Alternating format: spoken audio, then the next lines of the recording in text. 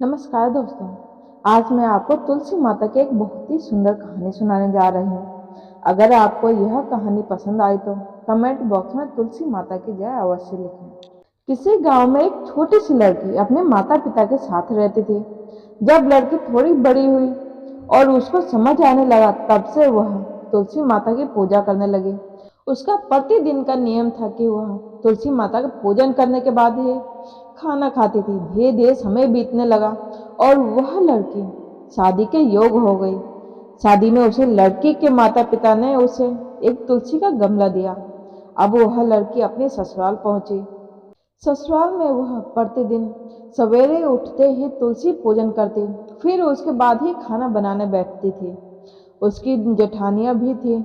वह दोनों उसका मजाक उड़ाती थी कि बड़ी नियम धर्म वाली बनती है। उन दोनों को उससे बहुत ईर्ष्या होती थी, इसलिए वह दोनों तुलसी जी का गमला छुपा देती थी। वह लड़की बड़ी मुश्किल से गमला ढूंढ कर लाती, फिर माता की पूजा करती और उसके बाद ही खाना खाती थी। जब जेठानियों ने देखा कि फिर लड़की गमला ढूंढ ले आती है, तो एक दिन उसकी जेठानियों ने उसे गमले को बहुत दूर फेंक दिया।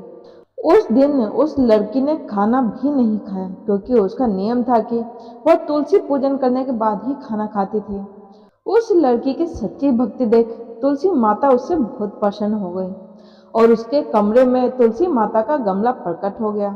अगले दिन सुबह लड़की उठी तो देखती है कि उसके खाट के चारों कोनों पर तुलसी माता का गमला लग गया है।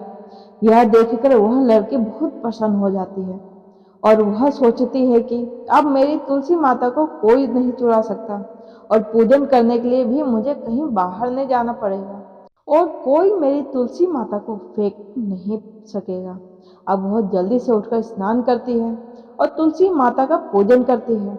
जब वह खाना खाने बैठती है तो उसकी जेठानियां उसे देखती हैं और उसका मजाक उड़ाने लगती हैं।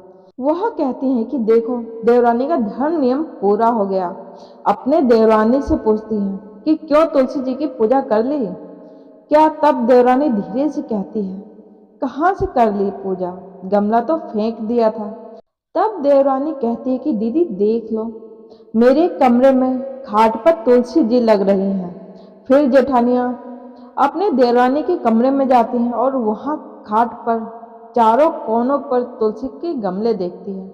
फिर जेठानियां अपने किए पर बहुत शर्मिंदा होती हैं और वह अपने देवरानी तथा तुलसी माता से क्षमा याचना करती हैं और कहती हैं कि छोटी, तुम्हारी भक्ति सच्ची है, हमने तुम्हें बहुत परेशान किया है, हमें माफ कर दो। तो देवरानी कहती है, दीदी कोई बात नहीं, मैंने तुम्हें माफ किया।